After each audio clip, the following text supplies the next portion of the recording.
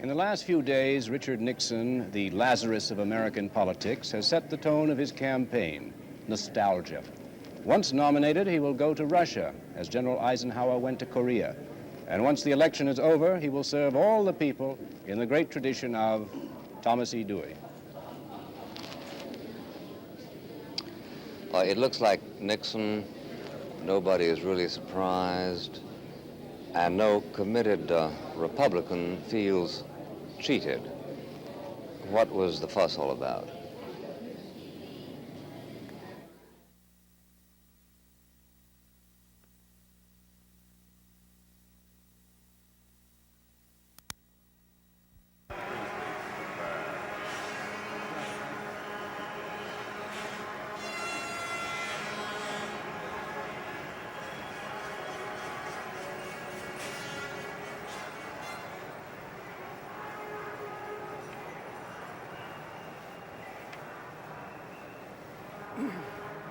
Ladies and gentlemen of the convention,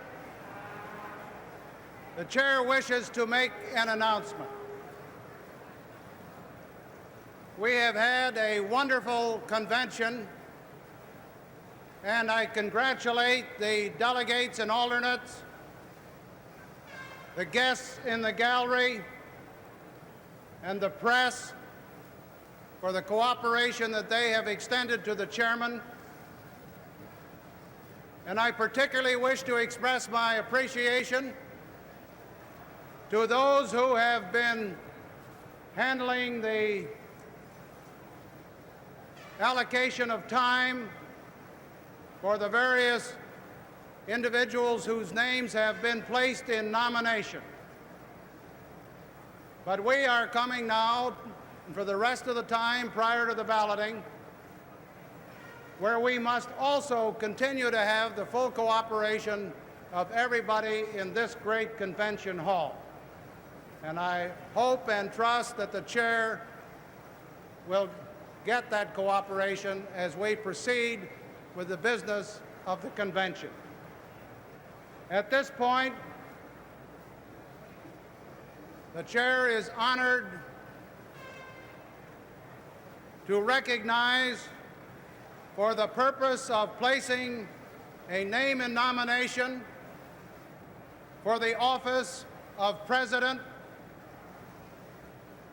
and the delegate who will make the nominating speech is the Honorable Spiro T. Agnew, the distinguished governor of the state of Maryland, Governor Agnew.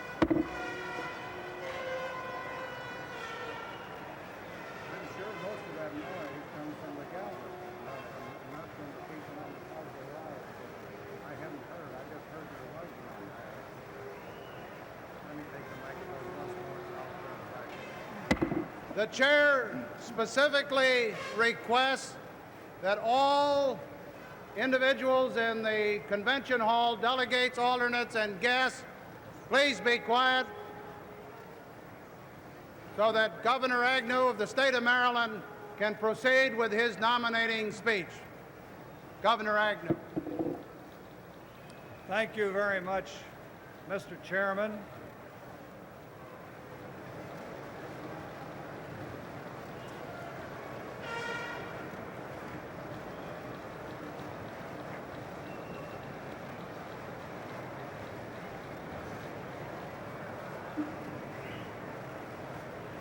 Ladies and gentlemen, this is going to be a very short nominating speech. I would appreciate your indulgence, if I may. Mr. Chairman, my fellow Americans, if there is anything predictable in this unpredictable time, it is that from this convention will emerge not just the standard bearer of a grand old party, but the president of a brave new country.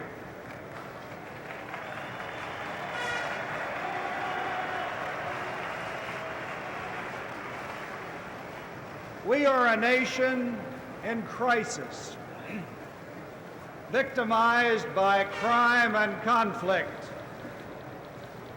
frustrated by fear and failure. A nation torn by war wants a restoration of peace. A nation plagued by disorder wants a renewal of order. A nation haunted by crime wants a respect for the law.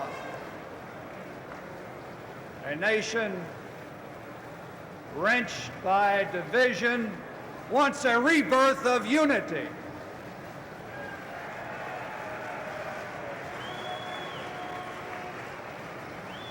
If there is one great cry that rings clear, it is the cry for a leader. At this moment of history, the Republican Party has the duty to put forward a man to not only match this moment,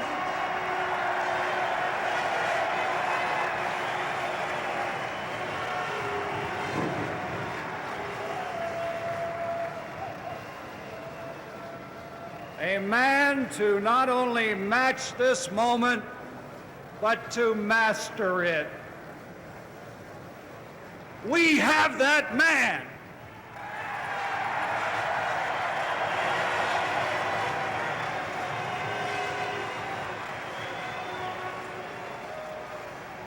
He has spent years building his party. He has spent a lifetime serving his country. He has fought throughout his political career for principle, and he has not hesitated to pay the price of unpopularity in standing up for principle.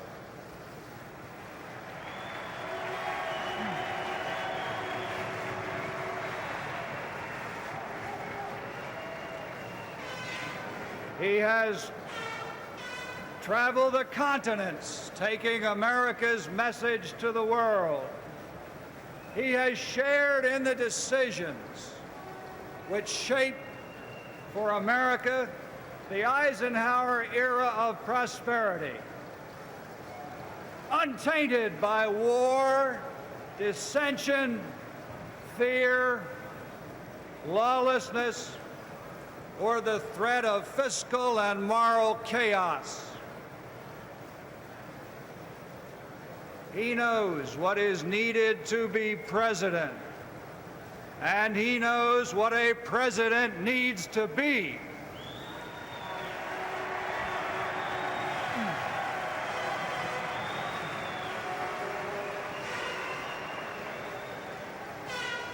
But it is not only his record of yesterday, it is his voice for tomorrow that matches this man and this moment. He says, this is a moment of opportunity for America. We sense that opportunity when we put aside what's wrong with America and start looking at what's right with America.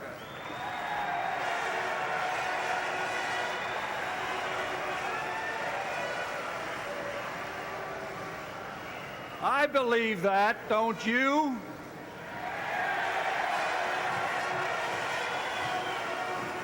He says, let's stop apologizing for America's wealth and power.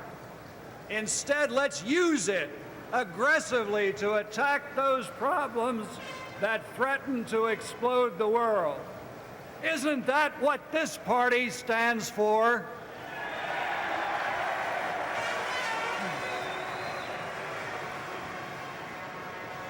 He says, let's stop apologizing for the success of free enterprise. And instead, let's work at spreading and sharing that success. He says, and listen to this because it's one of his most important quotes, right now, change rules America. It's time for America to rule change.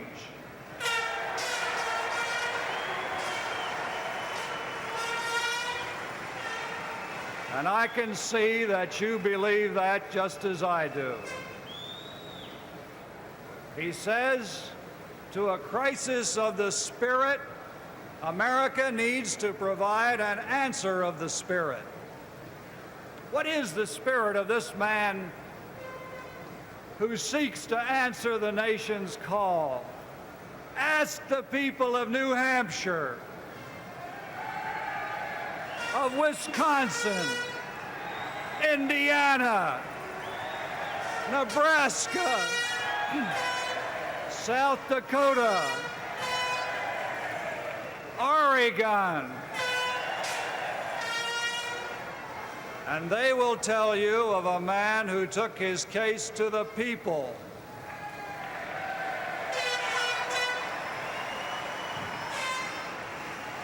And put his prestige on the line in every primary.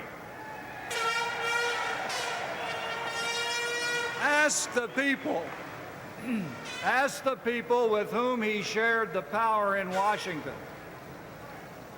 And they will tell you of a man who has the mission to comprehend history and the foresight to anticipate it. A man who has the confidence to make hard decisions, the courage to keep cool before one man in Moscow or a mob in Caracas.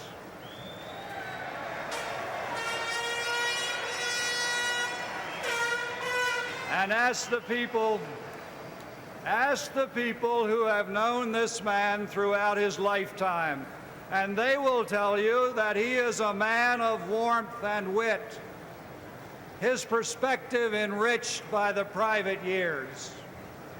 Ask the people of this convention, and they will tell you of a man who helped lead his party to its greatest victories in the past decades, and who stood by the party and its candidate in their darkest hour.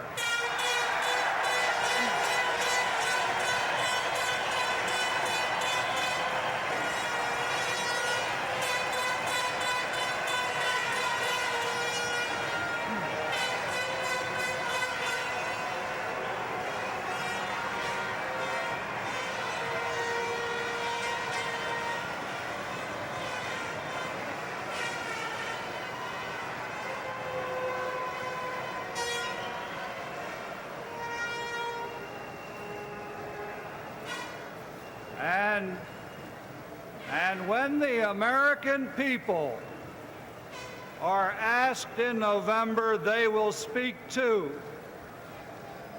For a man firm in upholding the law and determined in the pursuit of justice. For a man who can negotiate peace without sacrificing life, liberty, or land.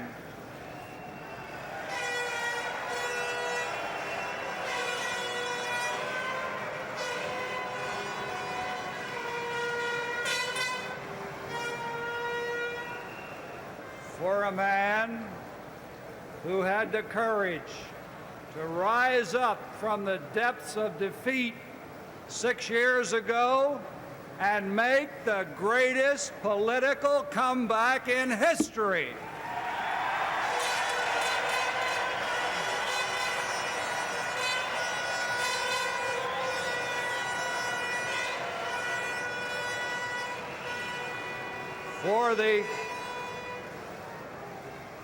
For the one man whose life gives proof that the American dream is not a shattered myth, and that the American spirit, its strength and sense and stability remain firm. The final test of a man who seeks the presidency is not what he promises, but what he can do.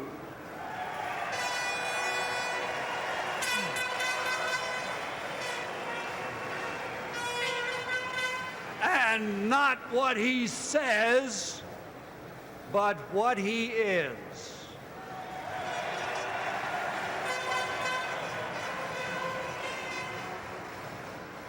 The man I nominate tonight is a president.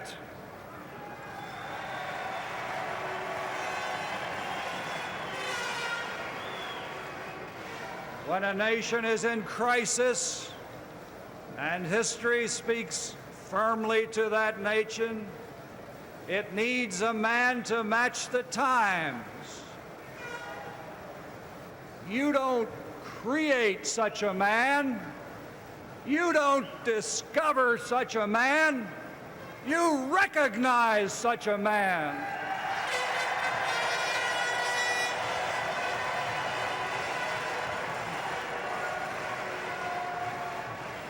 It is my privilege to place in nomination for the office of President of the United States the one man whom history has so clearly thrust forward, the one whom all America will recognize as a man whose time has come, the man for 1968, the Honorable Richard M. Nixon.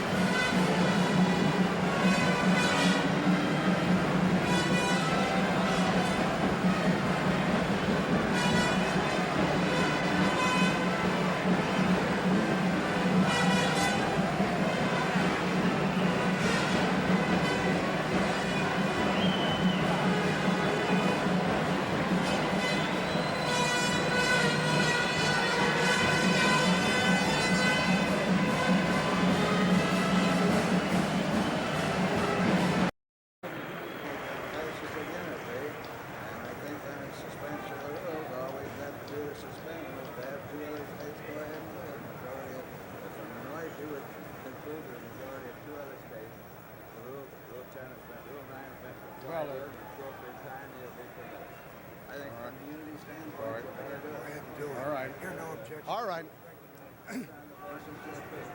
Under the rules of the convention, 2 other states must second the move to suspend the rules. Do I see 2 other states? Maine. Another state? Virginia. The motion has been made to suspend the rules and seconded for the convention to cast a unanimous vote for Richard M. Nixon. All in favor of suspending the rules indicate by saying aye. All opposed, no. In the opinion of the chair, the ayes have it, and under the motion, the Governor of California will be recognized.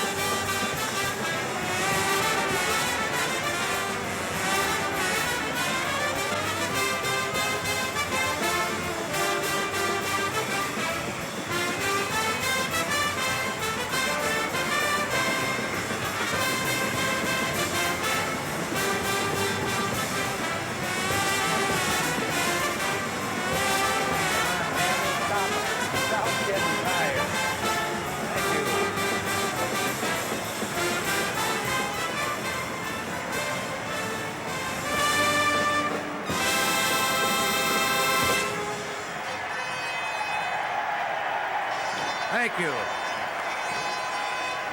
Thank you. Thank you very much. Mr. Chairman, fellow delegates, fellow Republicans, we're gathered here with one common bond uniting us, and that is the knowledge that this great nation cannot stand or survive 4 more years of the policies that have been guiding us for too many of the recent years.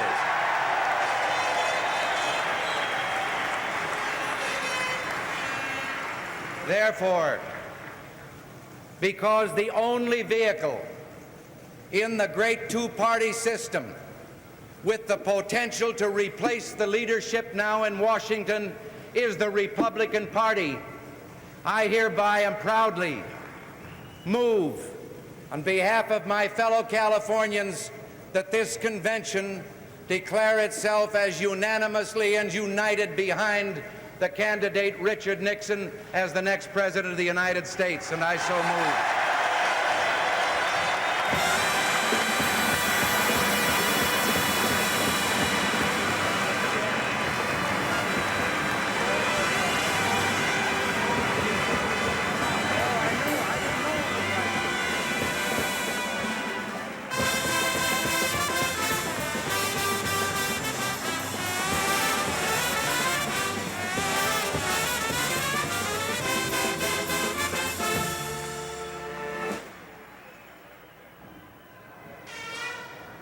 The chair, the delegates, the alternates, the guests, I'm sure, are deeply grateful for the action taken by Governor Ronald Reagan.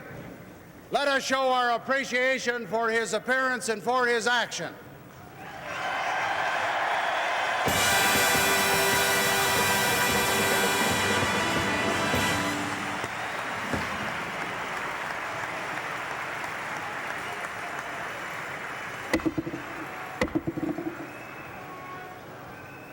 The chair now appoints the following committee to notify Richard M. Nixon of his nomination for President of the United States.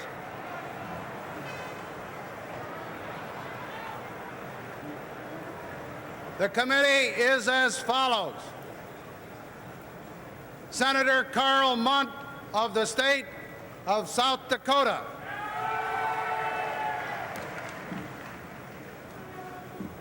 Representative John Burns of the state of Wisconsin.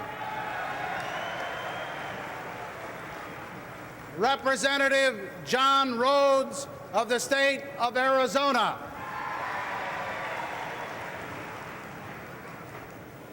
United States Senator John Tower of the state of Texas.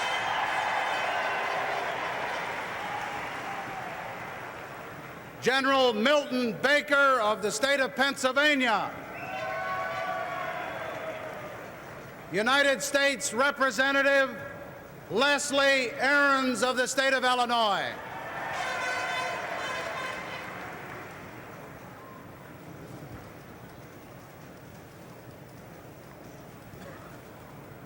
If you will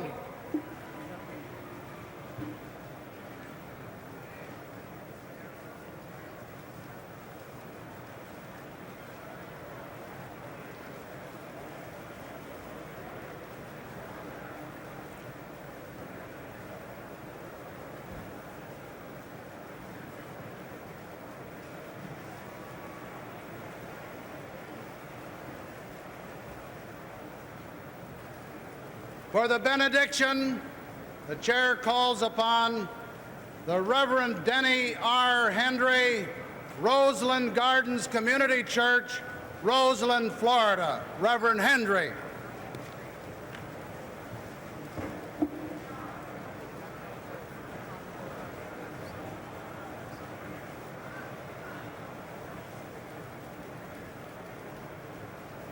Be still and know that I am God.